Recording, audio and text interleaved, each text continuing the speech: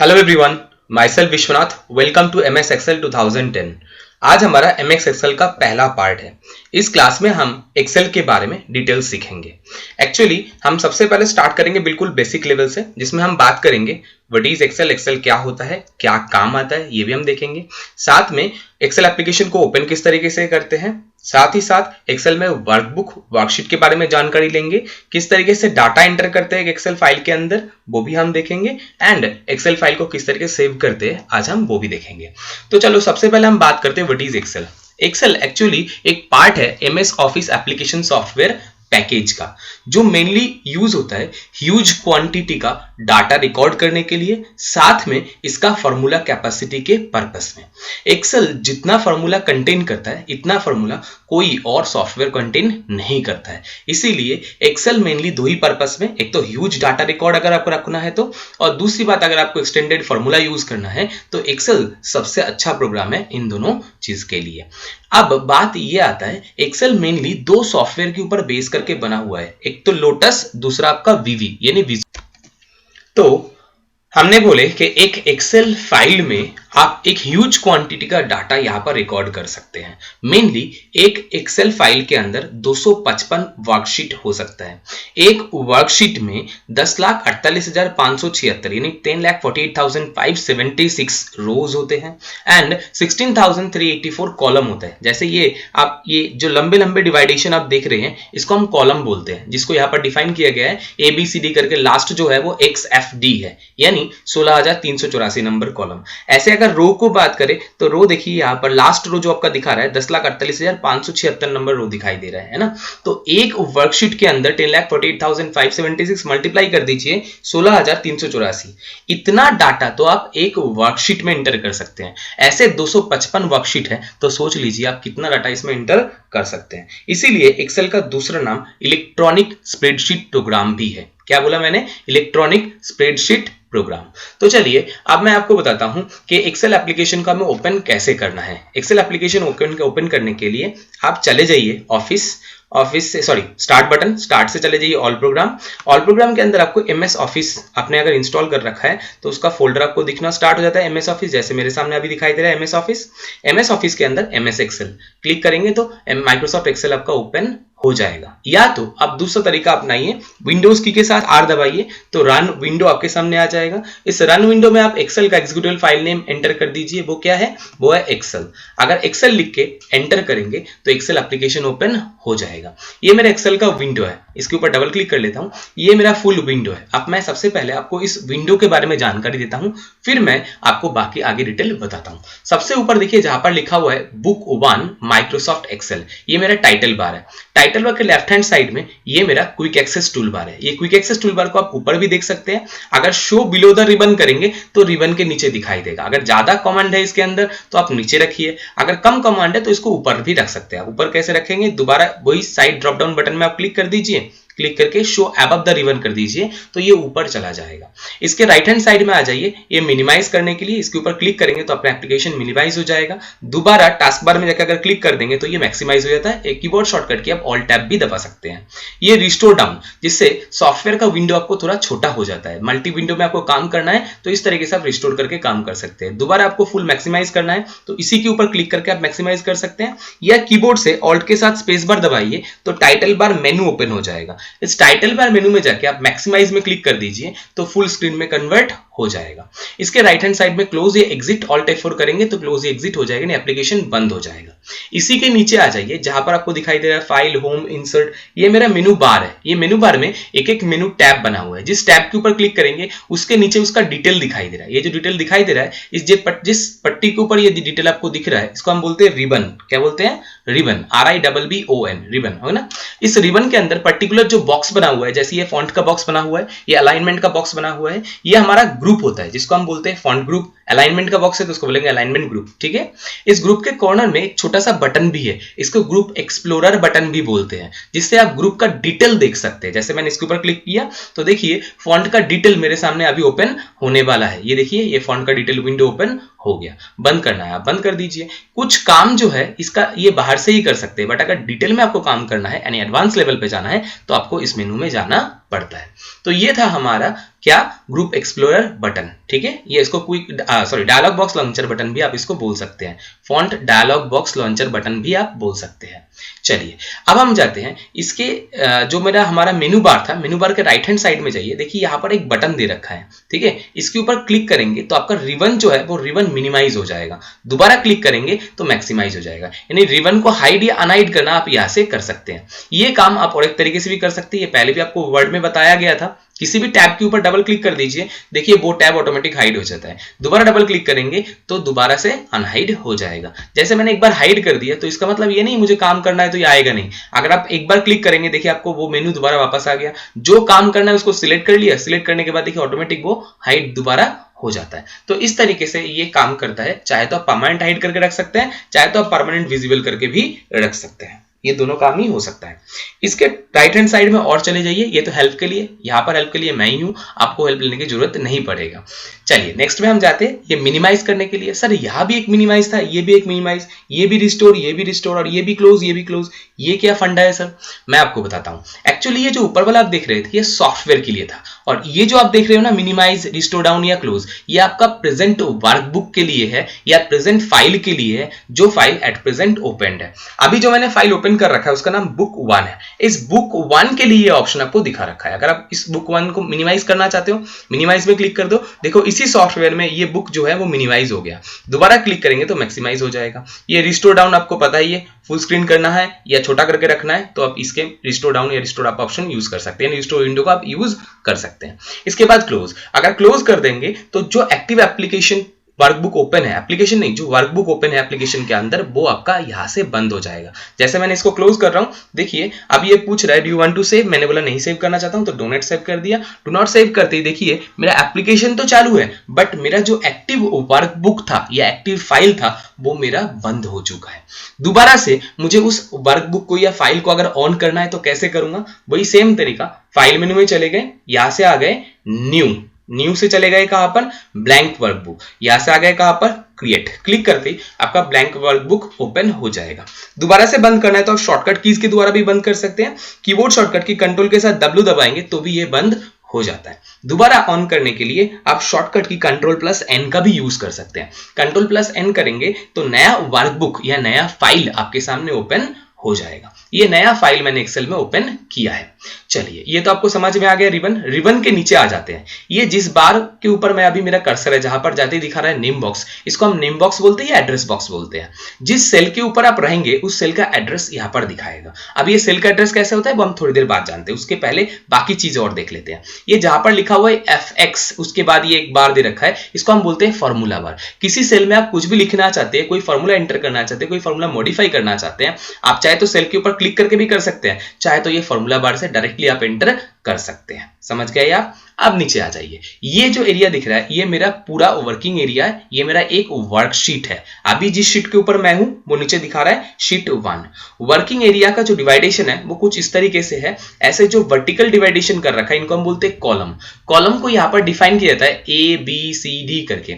ऐसे जो यहाँ पर लास्ट कॉलम है वो हमारा 16384 नंबर कॉलम यानी XFD है। ये XFD कैसे होता है वो भी मैं आपको बता देता हूं। देखिए ABCD करके Z तक चलते गए, Z आ गया, देखिए Z हो गया आपका, इसके बाद क्या स्टार्ट हो गया AAABAC, ऐसे करके AZ तक चलेगा। उसके बाद आएगा BABC, देखिए आपका दिखना शुरू हो गया, ये देखिए BABBBC ऐसे आते रहेगा, ऐसे तक BZ तक चलेगा। BZ के बाद फिर CA से स्टार्ट होगा, ये देखिए आपका BZ आ गया। अब देखिए यहाँ पर CA CB CD SCC SCD करके स्टार्ट होते जाएगा।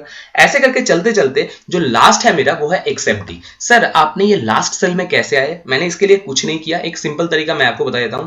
कीबोर्ड से आप कंट्रोल की के दबाइए, कंट्रोल की दबाने के बाद राइट एरो की जो होता है, राइट एरो की आपके कीबोर्ड में 4 कर्सर कंट्रोल एरो की हुए हैं, है ना? एक तो टॉप के लिए ऊपर जाने के लिए, एक डाउन नीचे के लिए, एक लेफ्ट एक राइट। मैंने राइट एरो की दबाया कंट्रोल के साथ, ऑटोमेटिकली मेरा कर्सर लास्ट कॉलम पे आ गया। जो कॉलम का नंबर कौन सा है? XFD यानी 16384 नंबर कॉलम।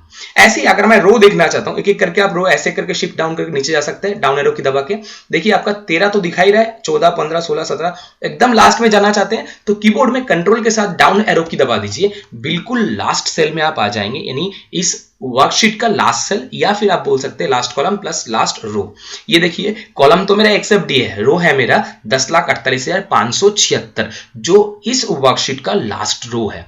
तो रो को हम डिफाइन करते हैं 1 2 3 करके, जो लास्ट रो है वो है 10,48,576। कॉलम को हम डिफाइन करते हैं ABCD करके, ऐसे जो मेरा लास्ट कॉलम है वो है मेरा XFD। ये टोटल हमारा एक्सेल का एक वर्कशीट का डिटेल है। ऐसे यहाँ पर 3 वर्कशीट एट प्रेजेंट विजिबल है। आप मैक्सिमम कितना वर्कशीट रख सकते हैं यहाँ पर? शुरुआत में फर्स्ट जब आप किसी फाइल को ओपन करते हैं तब आप 255 वर्कशीट तक इसमें रख सकते हैं। एक बार फाइल ओपन हो गया उसके बाद आप कितना भी वर्कशीट लेना चाहे आप ऐड कर सकते हैं, उसमें कोई दिक्कत नहीं है। वो हम उसके बारे में वर्कशीट के क्लास में बात करेंगे। अभी छोड़ो, अभी बस इतना जान के रखो, एक वर्कशीट के अंदर या एक फाइल के एक शीट के अंदर हम इतना डाटा एंटर कर सकते हैं। कितना डाटा एंटर कर सकते हैं? XFD यानी 16,384 16,384 मल्टीप्लाई बाई 10,48,576 यानी रोज मल्टीप्लाई बाई कॉलम कर दिया तो इतना सेल बन गया। ये एक एक सेल में हम एक एक डाटा एंटर कर सकते हैं। ये जो रो एंड कॉलम का इंटरसेक्शन आप देख रहे हैं इसको हम बोलते हैं एक एक सेल जहां पर हम डाटा एंटर करते हैं। तो अगर आप 16,384 को 10,48,576 से मल्टीप्लाई करोगे जितना निकलेगा उतना सेल एक वर्कशीट में होता है, यानी इतना डाटा हम एक वर्कशीट में एंटर कर सकते हैं। ऐसे 255 वर्कशीट और एक बार फाइल होने के बाद अनलिमिटेड नंबर ऑफ वर्कशीट। अब आप सोच लीजिए कितना डाटा आप एंटर कर सकते हैं। इसीलिए एक्सेल का दूसरा नाम इलेक्ट्रॉनिक स्प्रेडशीट प्रोग्राम भी है, जो मैंने अभी आपको बताया था। नीचे आ जाइए, ये देखिए आपको शीट टैब अभी दिखाई दे रहा है। शीट 1, शीट 2, शीट 3 ऐसे करके शीट टैब दिख रहा है। और शीट भी लेना चाहते हैं तो न्यू शीट इंसर्ट करने का ऑप्शन भी दे रखा है, जो हम शीट की क्लास में बात करेंगे, अभी नहीं। वर्कशीट के राइट हैंड साइड में आ जाइए, स्क्रॉलिंग का बटन दे रखा है जहां से आप डॉक्यूमेंट को स्क्रॉलिंग करने का काम कर सकते हैं। इसके नीचे आएंगे तो यहाँ पर आपको स्टेटस बार दिखाई दे रहा है। स्टेटस बार के राइट हैंड साइड में चले जाइए तो व्यू चेंज का ऑप्शन दिखा रहा है। अभी जिस व्यू के ऊपर हम हैं इसको हम बोलते हैं नॉर्मल व्यू। अगर नॉर्मल की जगह आप पेज लेआउट व्यू में जाएंगे तो पेज लेआउट व्यू दिखाएगा। अगर आप पेज ब्रेक व्यू करेंगे तो पेज ब्रेक व्यू दिखाएगा। अभी मैंने कोई टेक्स्ट वगैरह कुछ लिखा नहीं था इसलिए पेज ब्रेक में कोई पेज एरिया दिखा नहीं रहा है। मैं नॉर्मल कर देता हूं, दोबारा मेरा नॉर्मल व्यू दिखना स्टार्ट हो जाएगा। जब भी आप पेज ब्रेक व्यू में से नॉर्मल व्यू में आएंगे ऐसे लाइन आपके सामने प्रेजेंट हो जाएगा। आप चाहे तो इस लाइन को हटा भी सकते हैं। तो ये आपने देख लिए। अब हम नेक्स्ट ऑप्शन देखना चाहते हैं। नीचे ये हमारा जूम करने का ऑप्शन मैंने आपको बताया था, ये तो व्यू चेंज का ऑप्शन था। उसके जस्ट बाद में आपका जूम का ऑप्शन है जहां से आप वर्किंग एरिया को या आप वर्कशीट जो है उसको जूम करके आप छोटा भी कर सकते हैं या बड़ा भी कर सकते हैं। छोटा बड़ा देखने का काम आप जूम से कर सकते हैं। यही काम आप व्यू में जाके भी हो सकता है। व्यू में चले जाइए, व्यू में जाके भी यहाँ पर जूम का ऑप्शन दे रखा है जहां से आप अपने हिसाब से जूमिंग कर सकते हैं। 100% नॉर्मल व्यू में जाना चाहते हैं तो सीधा 100% में कर देंगे तो नॉर्मल व्यू आ जाएगा जिस व्यू में अभी आप प्रेजेंटली है। अच्छा, ये आपको जो दिखाई दे रहा है रूलर वगैरह ये सब अगर आप एक्टिवेट या डीएक्टिवेट करना चाहते हैं तो आप व्यू टैब से ही ये काम करिएगा। अभी फॉर्मूला बार एक्टिवेटेड है इसलिए फॉर्मूला बार दिखाई दे रहा है। अगर मैं इसको बंद कर दूंगा तो मेरा फॉर्मूला बार बंद हो जाएगा। दोबारा एक्टिवेट करेंगे तो दिखना स्टार्ट हो जाएगा। Same as it is grid line. अभी यहाँ पर ये डॉटेड जो लाइन आपको दिख रहा है हल्के कलर में, ये है, इसको हम बोलते हैं ग्रिड लाइन। इसको एक्चुअली बॉर्डर नहीं बोलते क्योंकि ये डॉटेड लाइन है। इसको आप चाहे तो प्रिंट आउट ले सकते हैं चाहे तो ना भी ले सकते हैं, बट अगर बॉर्डर दे देंगे तो वो प्रिंट आउट में आएगा ही आएगा, है ना। तो ये ग्रिड लाइन का काम है। ग्रिड लाइन को आप बंद कर देंगे तो बिल्कुल वर्ड के पेज जैसा दिखेगा। दोबारा ऑन करेंगे तो दोबारा दिखना स्टार्ट हो जाएंगे। हेडिंग आप देख पा रहे हैं ऊपर जैसे लिखा हुआ है ना ABCD, ये तो आपका कॉलम का हेडिंग हो गया। ये 1 2 3 ये रो का हेडिंग हो गया। अगर आप हेडिंग को बंद कर देंगे तो हेडिंग बंद हो जाएगा। मैंने फॉर्मूला बार भी डीएक्टिवेट कर दिया, ग्रिड लाइन भी बंद कर दिया। देखिए आपका वर्ड के पेज जैसा दिखना स्टार्ट हो गया। दोबारा ऑन करेंगे तो एक एक करके आपका दिखना स्टार्ट भी हो जाएगा। तो एक्टिवेशन या डीएक्टिवेशन का काम हम कहां से कर सकते हैं? व्यू टैब से कर सकते हैं। ये आपको समझ में आ गया। चलिए अब मैं आपको होम टैब में दोबारा ले जाता हूं। आप सबसे पहले मैं आपको एक चीज बताता हूं जो एक्सेल में सबसे इंपॉर्टेंट है, वो है सेल एड्रेस। एक सेल का जो एड्रेस होता है वो दो चीज लेकर बनता है। एक तो आपका सेल का कॉलम एड्रेस, सेल का रो एड्रेस। कॉलम के साथ रो को अगर जोड़ देंगे तो सेल एड्रेस बन जाता है। जैसे अगर मैं इस सेल की बात करूं तो इस सेल का कॉलम जो है वो है A और रो जो है वो है 1, तो दोनों को जोड़ दिया तो क्या हो गया? A1। तो देखिए सेल एड्रेस A1 दिखा रहा है। ऐसे ही मैं यहां पर कर्सर को रखा, देखिए कॉलम एड्रेस क्या है E और रो एड्रेस क्या है 7, दोनों को जोड़ दिया तो क्या हो गया? E7। अब मैं आपको लास्ट कॉलम में ले जाता हूं, यानी लास्ट सेल जो एक्सेल का लास्ट सेल होता है एक वर्कशीट का, उस सेल के ऊपर लेके आया जिसका कॉलम एड्रेस XFD है और रो एड्रेस क्या दिखा रखा है? 10,48,576 यानी 10,48,576। अगर आप सेल एड्रेस में जाएंगे ये देखिए आपको वही दिखा रहा है XFD 10,48,576। ये आपका इस वर्कशीट का लास्ट सेल का एड्रेस है। तो कॉलम एड्रेस प्लस रो एड्रेस दोनों को जोड़ के आपका सेल एड्रेस बनता है, जो आपने अभी देखे थे। यही से अगर मैं सीधा A1 सेल में जाना चाहता हूं तो कीबोर्ड शॉर्टकट की कंट्रोल के साथ आप होम दबा दीजिए, बिल्कुल फर्स्ट सेल में चले जाएंगे किसी वर्कशीट के जिस सीट में आप होंगे। तो फर्स्ट सेल में हम चले गए, कैसे आए? कंट्रोल के साथ होम दबा के। इसके अलावा आप चाहे तो किसी भी एक शीट से मतलब एक सेल से दूसरे सेल में जाने के लिए कर्सर कंट्रोल एरो की का यूज कर सकते हैं। कीबोर्ड से एंटर दबाएंगे तो नीचे नीचे आएगा, नीचे नेक्स्ट नीचे की तरफ आएगा। अगर कीबोर्ड से आप टैब दबाएंगे तो ऐसे नेक्स्ट टू नेक्स्ट आपका हॉरिजॉन्टली जो नेक्स्ट सेल होगा उसमें चले जाएंगे, और एंटर दबाएंगे तो आपका वर्टिकली नेक्स्ट सेल में आ जाएंगे, नीचे की तरफ आ जाएंगे। तो इस तरीके से आप सेल का मूवमेंट चेक कर सकते हैं किसी भी सेल में जाने के लिए। इसके अलावा एक और तरीका भी है, पॉइंटर से आप किसी भी सेल में जाना चाहते हैं जस्ट क्लिक कर दीजिए, जिस सेल के ऊपर आप क्लिक करेंगे देखिए उस सेल के ऊपर आप पहुंच जाएंगे। ये बोल्ड प्लस जो दिख रहा है, ये प्लस आपको किसी भी सेल को सिलेक्ट करने में मदद करेगा। किसी भी सेल के ऊपर अगर क्लिक करेंगे तो ऑटोमेटिकली वो सेल यहां पर सिलेक्ट हो जाएगा। इसी जगह पर अगर आप चाहते हैं और शॉर्टकट तरीका तो आप सीधा सेल एड्रेस बॉक्स में जाइए, जाके जिस सेल में आपको जाने का इच्छा है उस सेल का यहां पर एड्रेस डाल दीजिए। जैसे मैंने बोल दिया मुझे F16 में जाना है, एंटर कर दिया, देखिए F16 में आपका दिखना स्टार्ट हो गया। ठीक है, तो इस तरीके से हम किसी भी सेल में एक सेल से दूसरे सेल में मूव करना चाहे कर्सर कंट्रोल एरो के द्वारा कर सकते हैं, माउस पॉइंटर के द्वारा कर सकते हैं, नेम बॉक्स में लिख के भी हम एक सेल से दूसरे सेल में मूव करा सकते हैं। तो ये आपको समझ में आ गया, शायद आप लोगों को इसमें आपको कोई दिक्कत नहीं है कि एक सेल से दूसरे सेल में आपको मूव कैसे करना है। एक पेज से दूसरे पेज में जाना है वो भी आप कर सकते हैं, बहुत सिंपल तरीका उसके लिए। कीबोर्ड से कंट्रोल दबा के आप जस्ट पेज अप या पेज डाउन ऑप्शन को यूज करके आप एक शीट से दूसरे शीट में जा सकते हैं। देखिए मैं पेज डाउन दबा रहा हूं तो नीचे आ रहा है, पेज अप दबा रहा हूं तो एक एक शीट करके ऊपर जा रहा है। इस तरीके से एक पेज से दूसरे पेज में भी आप मूव कर सकते हैं। पॉइंटर से तो बहुत आसान है, क्लिक जस्ट करें तो आपका वो शीट एक्टिवेट हो जाएगा। ठीक है, अभी मैं जिस शीट में हूं वो कौन सा है? मेरा शीट 1 है। ये आपको समझ में आ गया? तो चलो यहां तक आपको कोई दिक्कत नहीं है। मैं आपको एक बार दोबारा बताता हूं मैंने अभी क्या क्या किया है। सबसे पहले तो मैंने एक्सेल फाइल को ओपन किया था, कहां से ओपन किया था वो भी मैं आपको बता देता हूं। इसको डोंट सेव कर देते हैं। फाइल मेनू में चले गए थे, यहां से ऑल प्रोग्राम से एमएस ऑफिस से हमने कहां पर गए थे? MS Excel. क्लिक करेंगे तो एमएस एक्सेल ओपन हो जाएगा। दूसरा तरीका बताया था मैंने, विंडोज की के साथ आर दबाइए, रन विंडो ओपन हो जाएगा। इसमें टाइप कीजिए एक्सेल, लिख के एंटर करेंगे तो आपका एक्सेल एप्लीकेशन ओपन हो जाएगा।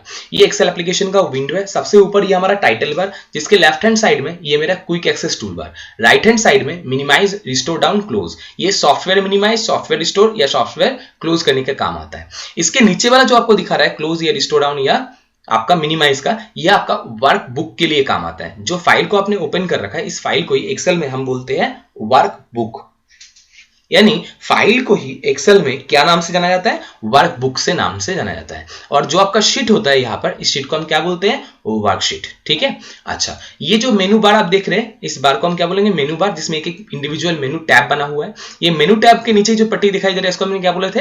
रिबन।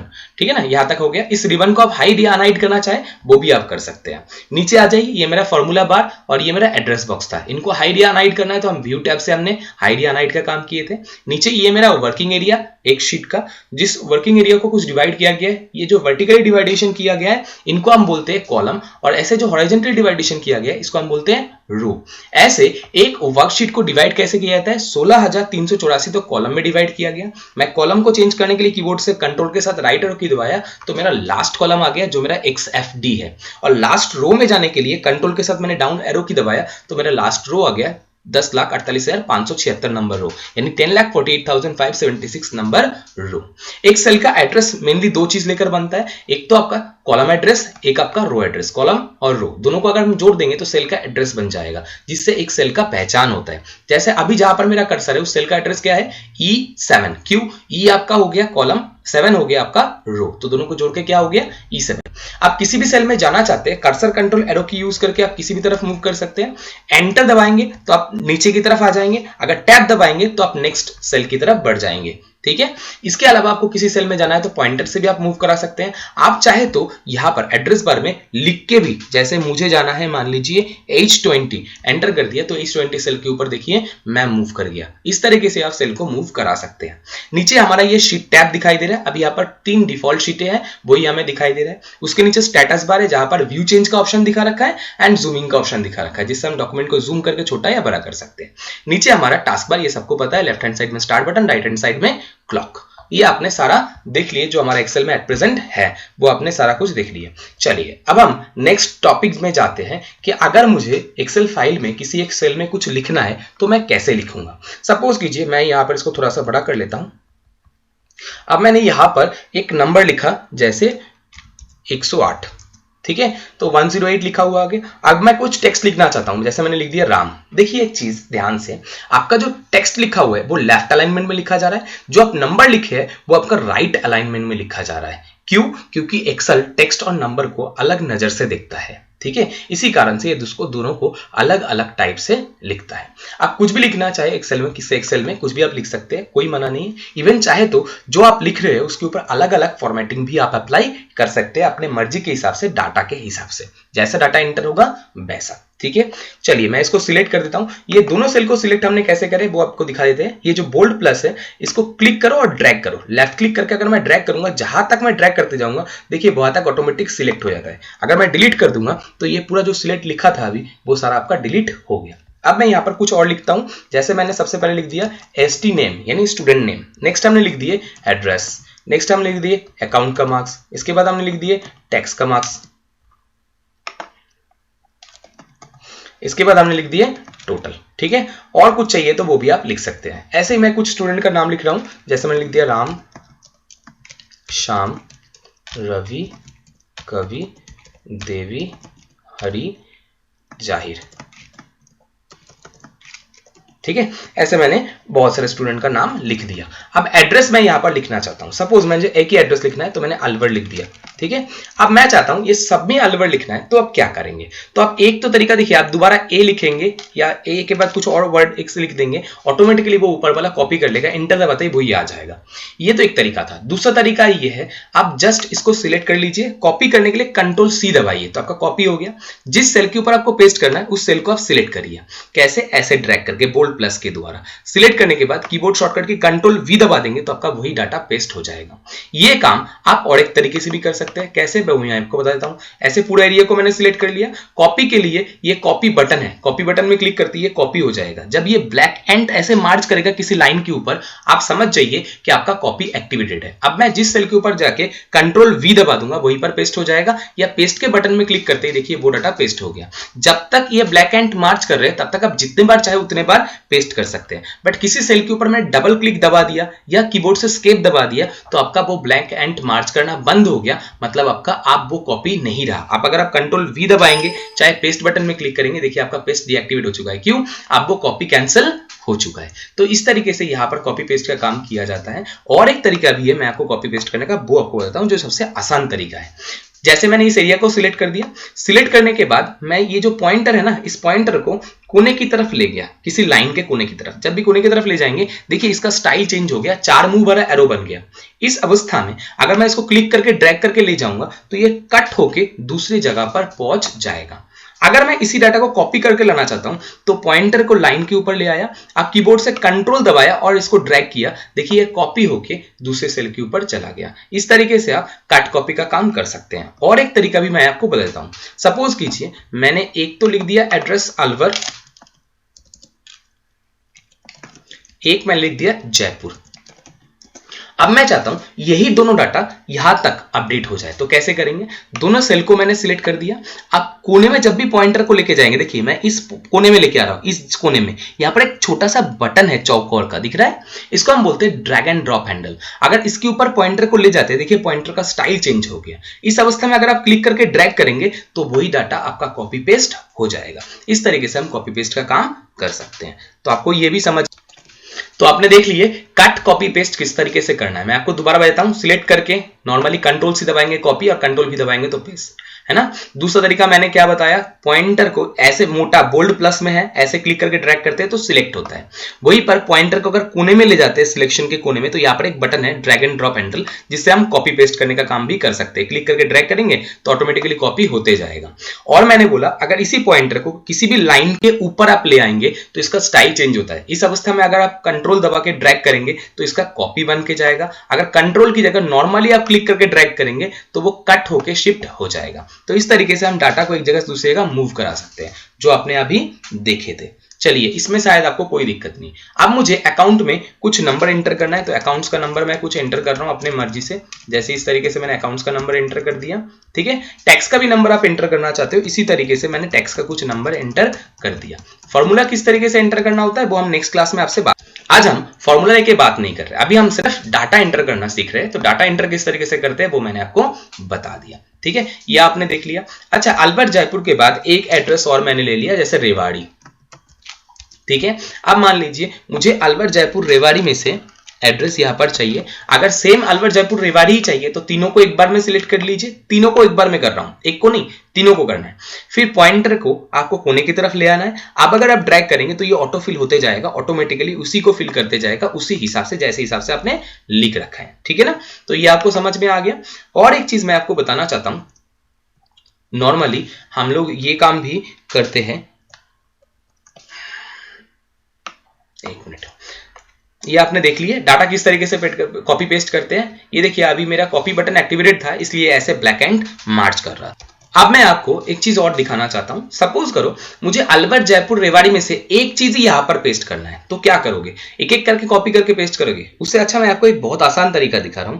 कीबोर्ड से आप ऑल्ट के साथ डाउन एरो की दबाओ, देखो आपको एक पर्टिकुलर जो तीनों यहां पर दिख रहा है वो यहां पर ऑटो फिल में इस तरीके से लिस्ट में दिख जाएगा। आपको जो लिस्ट में सही लगता है क्लिक करो, देखो वही यहां पर फिल हो रहा है। कैसे किया मैंने? ऑल्ट के साथ जस्ट डाउन एरो की दबाया, जो ठीक लगा उसको सिलेक्ट करके एंटर दबा दिया, तो वो सेल आपका पेस्ट हो गया। इस तरीके से आप लिस्ट बना के भी ऐसे भी आप चाहे तो डाटा फीडिंग का काम कर सकते हैं, जो एक्सेल में डाटा फीडिंग में बहुत आसानी रहता है। इसी तरीके से हम एक्सेल में डाटा फीडिंग करते हैं। मैंने आपको बताया था ना, एक्सेल मेनली दो सॉफ्टवेयर के ऊपर बेस करके बना हुआ है। फॉर्मूला के लिए लोटस, और ये जो बाकी प्रेजेंटेशन वगैरह आप देखते हैं, दिखने के तरीका, फीड करने का तरीका, ये सब विवी के वजह से होता है। विजुअल बेसिक्स, ये दोनों के ऊपर बेस करके एक्सेल बना हुआ है। इसीलिए एक्सेल इतना खास सॉफ्टवेयर है कि पर्टिकुलरली जहां पर भी कोई ह्यूज क्वांटिटी का डाटा रिकॉर्ड रखना है, फॉर्मूला रखना है, तो वो हमेशा एक्सेल ज्यादा प्रेफर करते हैं, क्योंकि एक्सेल में सब चीज बहुत आसानी से प्रेजेंट हो सकता है, जो बाकी और सॉफ्टवेयर में इतना आसानी से, इतना अच्छे से प्रेजेंट नहीं कर पाते।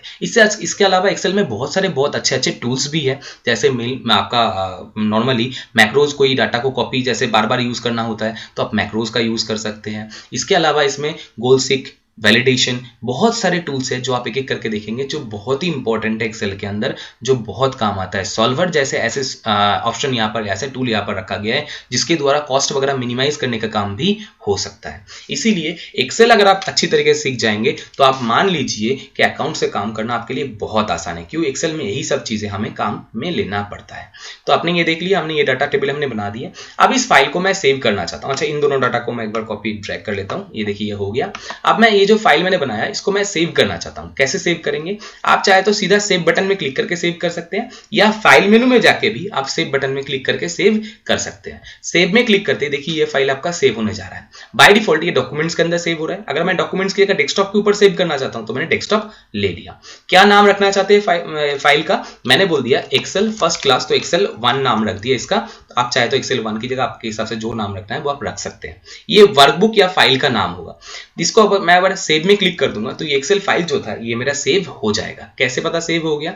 इसको आप बंद करिए, मेरा पूरा सॉफ्टवेयर बंद हो गया। ये देखिए excel1.xlsx नाम से एक फाइल मेरे सामने दिखना स्टार्ट हो गया। यानी फाइल का नेम तो मैंने excel1 रखा था और जो डिफॉल्ट एक्सटेंशन नेम लिया इसने वो लिया xlsx। ये xlsx जो है ये आपका 2007 ऑन वर्ड फाइल के लिए एक्सटेंशन नेम है। पहले जो इसका एक्सटेंशन नेम होता था यानी 97 to 2003 फॉर्मेट की अगर बात करें तो उसमें एक्सटेंशन नेम होता था XLS ओनली, XLS। अगर मैं इसके ऊपर डबल क्लिक करूंगा तो आपका एक्सेल फाइल ओपन हो जाएगा। ये देखिए एक्सेल फाइल आपका ओपन हो गया। आप चाहे तो इसको ओपन करने के लिए फाइल में जाके ओपन से भी इस फाइल को ओपन कर सकते थे। ओपन से आप किसी भी पर्टिकुलर फाइल को ओपन कर सकते हैं। तो ये भी आपने देख लिए। अब मैं आपको एक बात और बताना चाहता हूं कि इसी फाइल को अगर मैं दूसरे मोड में सेव करना चाहता हूं तो मैं कैसे करूंगा। नॉर्मली फाइल में जाके अगर उसी के ऊपर सेव कर देंगे तो वहीं पर सेव हो जाएगा। अगर आपको जगह चेंज करना है, लोकेशन चेंज करना है, फाइल का नाम चेंज करना है या फाइल का टाइप चेंज करना है, कुछ भी करना है, तो उस केस में आप सेव एज ऑप्शन का यूज कीजिए। सेव एज में जाते ही ये देखिए सेव एज मेनू आपका ओपन हो जाएगा। जैसे फाइल के सेव करते टाइम ओपन हुआ था same as it is open हो गया। इसमें आप नाम भी चेंज कर सकते सकते हैं, जैसे एक्सेल 1 की जगह एक्सेल 2 या कुछ और नाम रखना चाहते हैं आप रख सकते हैं। इवन आप चाहे तो लोकेशन चेंज करना चाहे लोकेशन भी चेंज कर सकते हैं, जैसे मुझे सी ड्राइव की जगह डी ड्राइव में सेव करना है तो वो भी आप कर सकते हैं। डेस्कटॉप की जगह कोई और फोल्डर में लेना है तो वो भी आप ले सकते हैं। इवन आप चाहे तो ये सेव एज टाइप को भी चेंज कर सकते हैं, जैसे मैं आपको सेव एज टाइप चेंज करके दिखा रहा हूं। इसके ड्रॉप डाउन बटन में क्लिक करते ही ये देखिए आपके सामने सेव एज का मोड आ गया। इसमें से आप जो मोड आप चाहे वो मोड आप ले सकते हैं। ये देखिए ये आपका पुराना मोड है एक्सेल 97 2003 वर्कबुक, जिसका एक्सटेंशन नेम है .xls। जो हमारा अभी का मोड था वो XLSX था, ठीक है ना।